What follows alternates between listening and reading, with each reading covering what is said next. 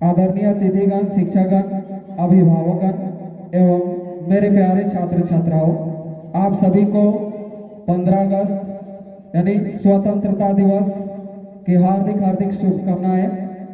15 अगस्त भारतवर्ष का राष्ट्रीय पर्व है और ये हम सब के लिए बहुत ही महत्वपूर्ण एक खास दिन है। पूरे भारतवासियों के लिए प्रत्येक वर्ष हम सभी 15 अगस्त को स्वतंत्रता दिवस के रूप में हर्षोल्लास के साथ बड़ी धूमधाम के साथ मनाते हैं और आज भी इस 75वां स्वतंत्रता दिवस मनाने के उपलक्ष्य में हम सभी एकत्रित हुए हैं।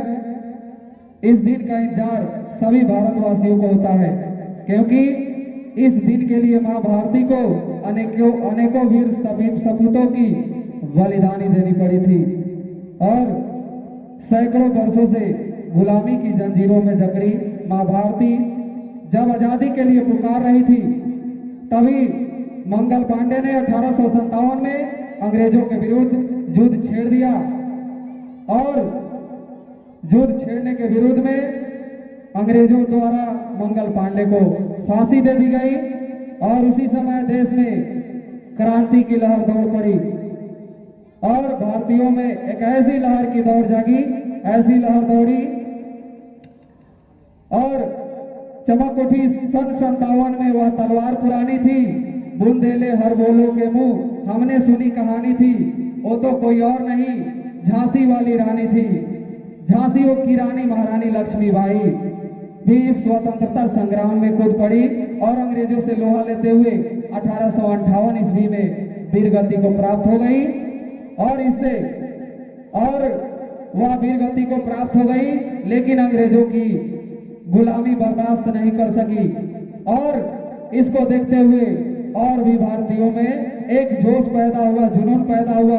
पूरे देश के कोने कोने से स्वतंत्रता सेनानी इसमें कूद पड़े, बिना जान की परवाह किए अंग्रेजों के विरुद्ध जो जहां था वहीं से युद्ध छेड़ दिया।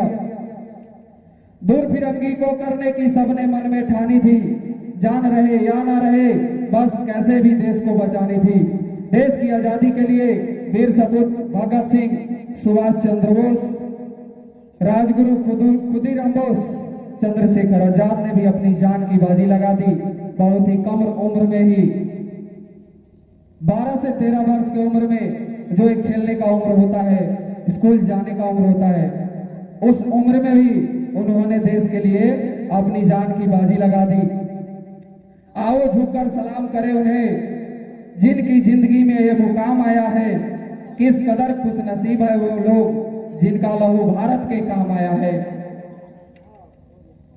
भारत को ब्रिटिश सरकार से आजादी दिलाने के लिए महात्मा गांधी 1915 ईस्वी में जब वे दक्षिण अफ्रीका से भारत लौटे तो 1916 में लखनऊ अधिवेशन चल रहा था। उसी में एक अपने ही चंपारण के जो किसान थे राजकुमार शुक्ल पंडित, वे भी पहुंचे थे लखनऊ अधिवेशन में और उन्होंने महात्मा गांधी को चंपारण का हालत बताया कि चंपारण में अंग्रेज अफसरों के द्वारा नील की खेती कराई जा रही है, 3 कठिया प्रथा चलाई जा रही है जिसमें किसानों को मजबूर करके नील की खेती कराई जा रही है, जिससे भूमि 3 से 4 वर्ष में बंजर हो जाती है।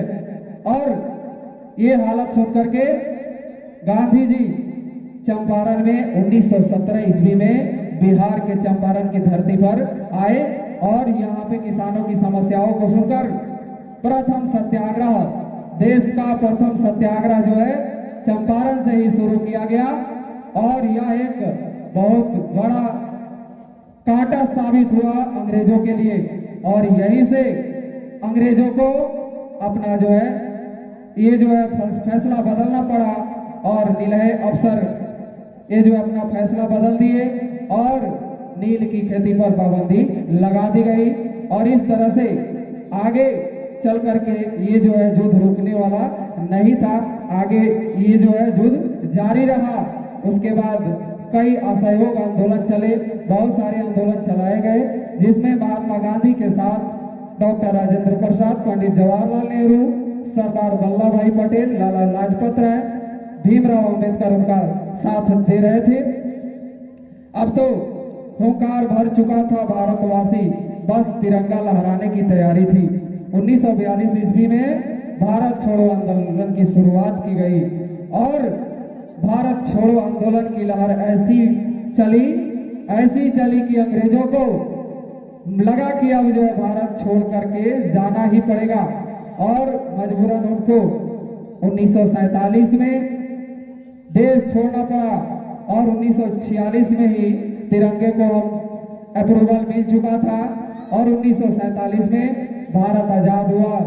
तब से हम सभी प्रत्येक वर्ष 15 अगस्त को स्वतंत्रता दिवस के रूप में मनाते हैं, मनाते रहेंगे और हमेशा मनाते रहेंगे।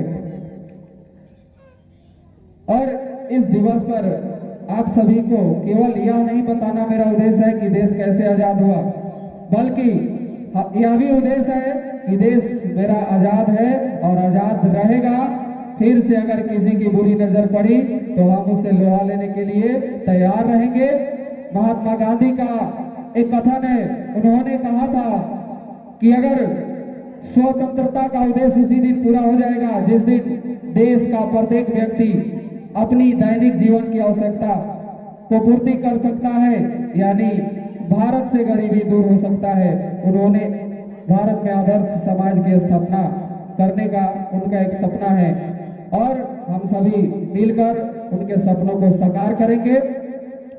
और ज्यादा समय न लेते हुए मैं अपने यहाँ पे एक वाक्य बोलूंगा आप सभी से कि जो जहां भी रहे एक दूसरे की मदद जरूर करें।